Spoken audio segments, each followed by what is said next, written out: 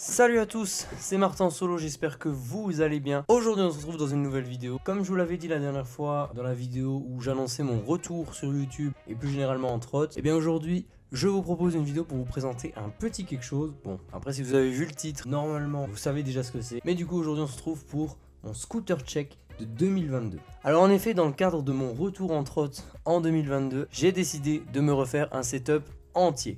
C'est-à-dire que vraiment tout est neuf sur cette trotte. C'est une toute nouvelle trotte que je me suis acheté courant décembre et que je peux enfin rouler parce que le temps est magnifique. Magnifique. Il fait presque 30 degrés, incroyable. Je vais vous présenter cette trotte en détail comme je l'ai fait dans tous mes scooters check jusque là. Malheureusement cette année j'ai pas voulu faire d'unboxing en particulier puisque je trouvais pas ça nécessaire. Je me suis juste dit bon je vais leur faire un beau scooter check bien fait où je vais vraiment bien détailler la trotte et voilà. Donc j'espère qu'on m'entend suffisamment de loin comme ça, ouais je pense que oui. Voici la bête. Là, elle est là. J'ai décalé le micro. Hop. J'ai tapé un petit coup, voilà. Donc voici la bête, c'est du coup une trotte presque entièrement blunt sur laquelle on retrouve des poignées blunt, TPR je crois, quelque chose comme ça. J'ai toujours pris les poignées là, sauf à quelques exceptions. Au début où j'avais pris des poignées Audi qui sont sur une de mes barres là-bas. Et des poignées éthiques il y a ça 4 ans je crois. Donc ouais, jusque là j'ai pris que des poignées blunt. Pourquoi? Parce que bon, elles font tout à fait le travail. Elles sont vraiment bien ergonomiques quand il s'agit de faire de la trotte. Elles absorbent bien les chocs, on les ressent pas trop dans les mains. Franchement c'est de superbes poignées. Ensuite j'ai pris des pegs blunt cette année, voilà. Je fais petite pièce par petite pièce pour finir sur les grosses hein, évidemment. Des pegs blunt, voilà, pas grand chose à dire. Le peu que j'ai déjà roulé avec confirme que ce sont de bons pegs. Le grip, c'est un grip que j'ai acheté chez Oxelo, donc Decathlon. C'est un grip simple, noir, sans prétention. Pourquoi je parle comme ça, je sais pas. Qui match bien du coup avec ce côté noir et blanc que j'ai voulu faire cette année. Le collier de serrage, c'est un collier de serrage blunt. Le blunt 2 vis, le plus classique possible. Pourquoi? Parce que j'ai toujours aimé faire dans le classique quand même dans des petites pièces comme ça. Donc j'ai pas cherché à faire compliqué, j'ai mis ça, voilà, je me suis dit bon voilà, ça fera tout à fait le travail. La fourche cette fois-ci, c'est la fourche Prodigy qui me semble est sortie au moment de la Prodigy S8 ou S7, je sais plus. Sûrement S8, je la convoitais beaucoup à l'époque où je roulais encore beaucoup, il y a de ça 2-3 ans. C'est une fourche que quand elle était sortie me faisait de l'œil, vraiment j'étais là, j'étais waouh, ça c'est une belle fourche hein, quand même, mine de rien. Et du coup cette année j'ai craqué, je l'ai acheté, en plus elle baisse en prix, donc je me suis dit voilà, c'est un bon compromis. Pourquoi pas la tester enfin, et du coup elle est là et franchement... pépite. Les roues cette année sur ma trotte, ce sont non pas des blunts, non pas des routes, non pas des Phasen, ce sont des roues Oxelo. Tout simplement, voilà, j'ai pris les roues Oxelo, pourquoi? C'est les moins chères et celles qui ont la meilleure gomme. Je ne reviendrai pas sur ce que je suis en train de dire là. J'ai roulé blunt pendant des années et malheureusement c'est des roues qui s'usent vite et qui ont une gomme assez ferme quand même au bout de quelques fois qu'on les utilise. Alors que là les roues Oxelo, je les ai sur celle-ci, j'ai déjà un petit peu roulé. Mon autre setup flat, j'en ai aussi comme je les avais déjà l'année dernière et l'année d'avant, donc ça fait 2 ans que j'ai des roues et elles sont nickel, elles roulent toujours de la même façon. Donc là Oxelo cette année ont sorti de nouveaux produits dont ces roues là, donc je me suis dit bon allez, pour pas cher pourquoi pas tester. C'est des roues en 120 mm. Maintenant on passe aux pièces les plus importantes et les plus intéressantes de ce setup. La barre, la voilà, elle a une réputation, c'est la barre Blunt Union. C'est une barre qui quand est sortie était réputée très fragile. Là on est sur la Union V2 retravaillée ici aussi notamment. Je me suis dit cette barre je la trouve magnifique depuis toujours, depuis qu'elle est sortie. Et là qui ressortent la V2, je me dis c'est l'occasion. Vraiment faut la tester, faut l'acheter, vas-y.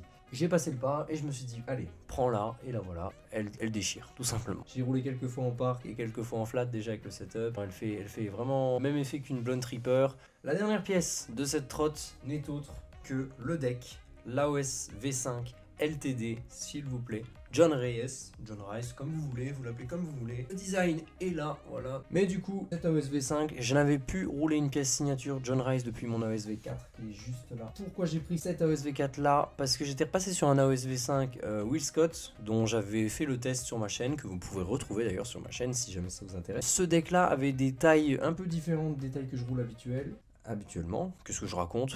Des tailles un peu différentes. Sur la OSV5 Will Scott, on était sur du 13 de large, donc du 5 pouces. En longueur, il me semble qu'on était sur du 51. Ouais, 51, donc un deck plus court, mais plus large. Donc j'ai eu beaucoup de mal avec ce deck là, j'ai pas beaucoup roulé, ça me donnait pas envie de rouler beaucoup finalement. Les dimensions ne me convenaient pas. Donc je suis repassé sur un deck du coup en 52 par 12,75. Le changement est radical, vraiment je vous jure, quand on roule. C'est peut-être pas beaucoup dans les chiffres comme ça, lorsqu'on ride, ça se sent. Vraiment ça se sent ce changement, c'est vraiment la taille qui a le plus match avec moi depuis que je roule. Vraiment c'était important pour moi de revenir sur une taille comme ça. En plus je trouvais vraiment le design du deck blanc comme ça de John Rise magnifique. Je me suis dit tente-le, toi qui veux toujours de la couleur ou des decks noirs, pourquoi pas cette fois-ci prendre un deck blanc. Ben le voilà, et franchement c'est parfait. Donc maintenant ce que je vous propose, maintenant que ce scooter check face cam est terminé, c'est peut-être de se rendre au skatepark, de tester un petit peu la trotte, voir qu'est-ce qu'elle a dans le ventre, qu'est-ce qu'on peut mettre comme tricks avec, comment elle se comporte en parc. Donc direction le skatepark.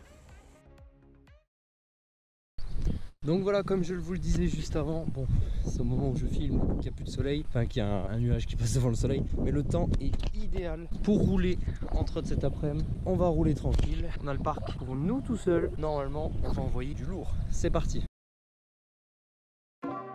Ok, donc tout est setup au niveau de la trotte et c'est parti du coup pour rouler, pour s'échauffer.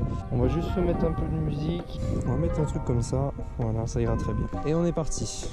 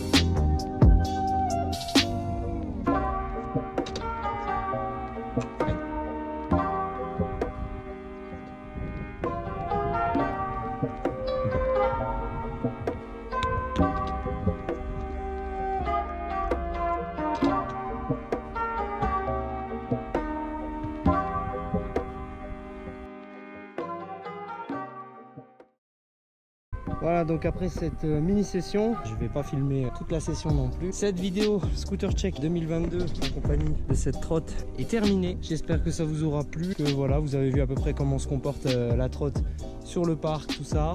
Et j'espère vous retrouver très bientôt pour une prochaine, dans quelques jours, dans quelques temps, je ne sais pas. Ça, on verra bien. Sur ce, c'était Martin en solo. À la prochaine. Ciao!